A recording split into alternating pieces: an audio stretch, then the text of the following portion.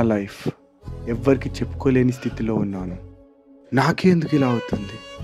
లేదా నేనే ఇంకో కోణంలో చూడట్లేదా? చెప్పుకోవడానికి అందరున్నా ఎందుకు నేను ఎవరికి చెప్పుకోలేకపోతున్నా? ఎక్కడ తప్పు జరుగుతుంది అసలు? చివరికి చావే నాకు సమాధానమా?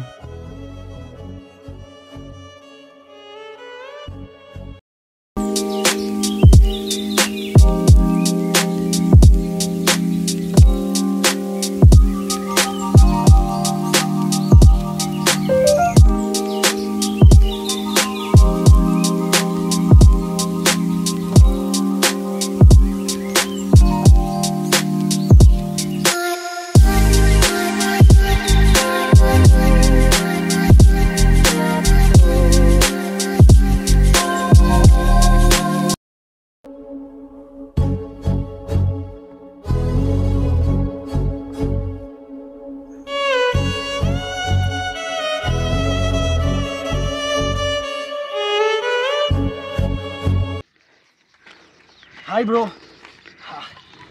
ఏం చేస్తున్నారు? ఓకే లొకేషన్ చూడడానికి వచ్చినట్టుంది. నేను కూడా ఈ లొకేషన్ అంటే చాలా నచ్చుతుంది నాకు. నేను 1 month నుంచి ఇక్కడ లొకేషన్లో నేను స్టోరీ రాస్తున్నా. సారీ, నా గురించి చెప్పలే కదా, నేను స్టోరీ రైటర్ని. ఇక 1 month నుంచి నేను చాలా మంచి స్టోరీ రాశాను. ఇక అది ఈ రోజుకి కంప్లీట్ అయిపోయింది. ఎవరైనా ఉన్నారా అని చూస్తుంటే మీరు కనిపించింది నాకు. ఒక్కసారి నేను రాసిన స్టోరీ మీరు చదివి ఒకసారి నాకు వినిపిస్తే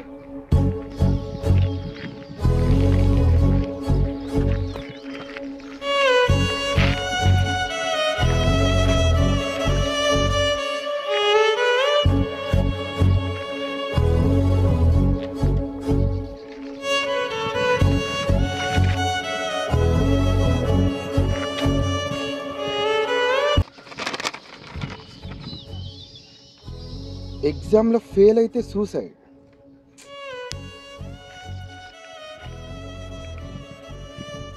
జాబ్ రాకపోతే సూసైడ్,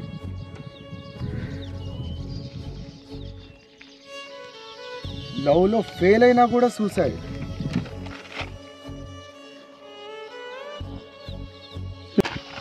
అసలు ఏం స్టోరీ రాశారు బ్రో మీరు? ఏం చేసినా కూడా సూసైడ్ తప్ప ఇందులో ఏం లేదు. బ్రో అసలైన స్టోరీ నెక్స్ట్ పేపర్లో ఉంది. అది చదవలే మీరు, అది ఒక్కసారి చదివి నాకు వినిపించండి.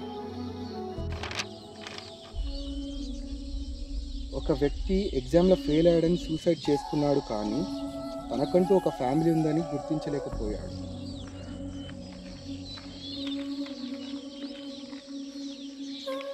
తన కోసం ఒక కుటుంబం ఉందని మర్చిపోయాడు. ఎగ్జామ్లో ఫెయిల్ అయితే సూసైడ్ చేసుకుంటారా? ఇలాంటి సిల్లీ రీజన్స్ కూడా చావడం ఏంటి బ్రో స్టోరీ ఇప్పుడే మొదలైంది, దాని తర్వాత చదవండి, మీకే అర్థమవుతుంది. ఒక వ్యక్తి ఎంత కష్టపడి చదివిన తర్వాత ఎన్నిసార్లు ప్రయత్నించినా కూడా ఉద్యోగం రాకపోతే సూసైడ్ చేసుకుంటున్నారు.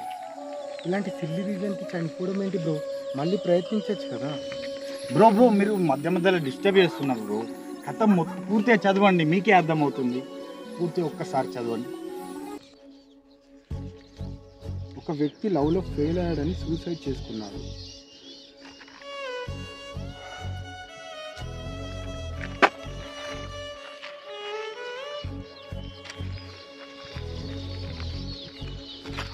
మొత్తం ఫేక్ స్టోరీ బ్రో.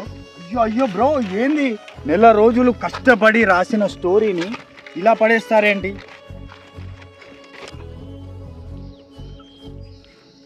మీరు రాసిన ప్రతి దాంట్లో సూసైడ్ తప్ప ఏం లేదు. దాంట్లో అసలు జీవితం దాని తర్వాతే ఉంది. మీరు అందులో ఏమి రాయలేదు. బ్రో మీకు నా స్టోరీ అసలుకి మీకు అర్థం కానట్టుంది. నేనే మీకు ఎక్స్ప్లెయిన్ చేస్తా, ఒకసారి వినండి. తల్లిదండ్రులు కష్టపడి పిల్లల్ని చదివిస్తే లాస్ట్ చివరికి ఎగ్జామ్లో ఫెయిల్ అయిపోయాడు. ఇక బతికేం లాభం? వాడు చస్తేనే కదా బాగుంటుంది. నెక్స్ట్ ఇక కష్టపడి చదువుకున్న తర్వాత జాబ్ ట్రయల్ చేశాడు, అయినా జాబ్ రాకపోతే ఇక వాడు కూడా 10 మందిలో తిరగలేడు కదా, చావే కదా ఒకటే దారి. సరే లాస్ట్ చివరికి ఎంతో ఇష్టంగా ప్రేమించిన అమ్మాయి అతనికి దొరకలేదు. ఇక తర్వాత ఆడి బతికేంటి? లాస్ట్ ఒకటే, ఇంకా చవడమే ఒక దారి. అలాంటి వాళ్ళు వెళ్ళిపోతేనే కదా చాలా మంచిది. అసలు నేను చెప్పింది మీకు అర్థం కావట్లేదు బ్రో. దాని తర్వాత కూడా ఒక లైఫ్ ఉంది, బ్యూటిఫుల్ లైఫ్ ఉంటుంది. అది అర్థం చేసుకోండి ఫస్ట్. అసలు అది ఏం రాయలేదు మీరు దీంట్లో. అదేంటి బ్రో, ఇది ఈ మూడింట్లో ఫెయిల్యూర్కి కూడా దాని తర్వాత కూడా మంచి లైఫ్ ఉంటుందా, బ్యూటిఫుల్ లైఫ్ ఉంటుందా? ఉంటుంది, బ్యూటిఫుల్ లైఫ్ ఉంటుంది. చూడు బ్రో, తల్లిదండ్రులు పిల్లల్ని కని పెంచి పెద్ద చేసి చదివిస్తారు. ఒక్క ఎగ్జామ్లో ఫెయిల్ అయినంత మాత్రాన చావడమేనా? ఇంకో ఆప్షన్ లేదా? ప్రయత్నం చేయరా? సరే, కష్టపడి చదివిండు, ఉద్యోగం రాలేదు. ఉద్యోగం రానంత మాత్రాన చావాలా? మరో ప్రయత్నం చేయడం అవసరం లేదా?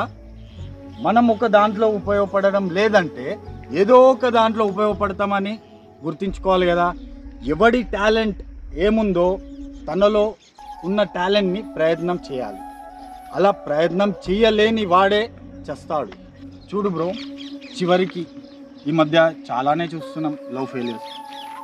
ఒక్క విషయం గుర్తుంచుకో బ్రో, నువ్వు నిజాయితీగా ప్రేమించినంత మాత్రాన అక్కడి నుంచి కూడా అదే నిజాయితీ ప్రేమ పొందాలనే గ్యారంటీ ఏం లేదు. అలా అని నిన్ను వదిలి వెళ్ళిన వాళ్ళ గురించి ఆలోచిస్తూ నీ జీవితం పాటు చేసుకుంటే ఎవరికి నష్టం? ఒక్కసారి ఆలోచించు. అలా అని ఎక్కడో ఒక చోట నిన్ను ఇష్టపడే వాళ్ళు ఉంటారు. అలాంటి ప్రేమ నీ జీవితంలోకి వస్తే మాత్రం నువ్వు నిజాయితీగా ఉండు, నిజమైన ప్రేమను చూపించు. అప్పుడే నీ జీవితం బాగుపడుతుంది. అసలుకి నాకు అర్థం కాని విషయం ఏంటంటే బ్రో, ఒక ఎగ్జామ్ ఫెయిల్ అయితే ఇంకో ఎగ్జామ్ రాయొచ్చు, అలానే ఒక జాబ్ పోతే ఇంకో జాబ్ ప్రయత్నించవచ్చు. లవ్లో ఫెయిల్ అయితే ఇంకో ఆప్షన్ ఉంది. వీటన్నిటికీ ఆల్టర్నేట్ ఆప్షన్ ఉన్నాయి. బట్ ప్రాణం పోతే మాత్రం ఇంకో ఆప్షన్ లేదు. అసలు నాకు అర్థం కాని విషయం ఏంటంటే బ్రో, చిన్న పిల్లలు, ఎలాంటి అనుభవం లేని వాళ్ళు కూడా సూసైడ్ చేసుకోవాలనుకుంటున్నారు.